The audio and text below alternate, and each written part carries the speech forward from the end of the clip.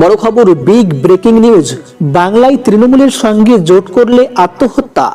এআইসিসির পর্যবেক্ষককে সাফ জানালেন প্রদেশ কংগ্রেস নেতা অধীর চৌধুরী। আসন্ন লোকসভা ভোট কিছুদিনের অপেক্ষা মাত্র। শাসক থেকে বিরোধী বর্তমানে কোমর বেঁধে ময়দানে নেমে পড়েছে সমস্ত রাজনৈতিক দল। সবকিছু ঠিকঠাক থাকলে এবারের ভোটে এনডিএ ভার্সেস ইন্ডিয়া। ভোটের আগে দলকে চাঙ্গা করতে রবিবার থেকে ভারত জড়ো ন্যায় যাত্রা শুরু করেছেন রাহুল গান্ধী। এই আবহে রাহুলের ভারত জড়ো ন্যায় যাত্রার প্রস্তুতি খতিয়ে দেখতে রাজ্যে এসেছেন কংগ্রেস পর্যবেক্ষক জি.এ. মীর। শনিবার কলকাতার বিধান ভবনে প্রদেশ ও জেলা কংগ্রেসের নেতাদের সঙ্গে নিয়ে বৈঠক বসেন জি.এম. মীর। সূত্রের খবর, বৈঠকে প্রদেশ কংগ্রেস নেতারা তাকে জানিয়েছেন বাংলায় তৃণমূলের সঙ্গে কোনো এগোতে চাইছেন না তারা।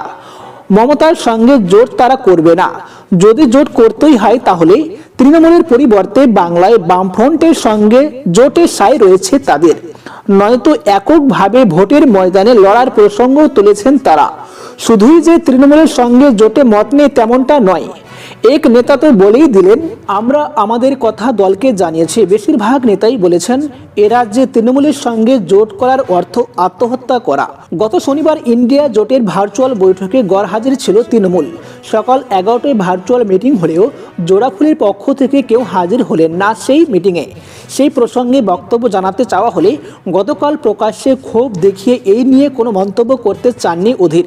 যদিও গতকাল কংগ্রেসের বৈঠকে হাজির এক প্রাক্তন বিধায়ক বলেন, পর্যবেক্ষক আমাদের সকলের কথা শুনেছেন। তিনি রাহুল গান্ধীর ভারত জড়ো ন্যায় যাত্রা নিয়ে আমাদের নানা পরামর্শ দিয়েছেন, তবে জোট নিয়ে একটু কথা বলেননি। তবে পরের বার এসে জোট নিয়ে দলের অবস্থান জানাবেন বলে আশ্বাস দিয়েছেন।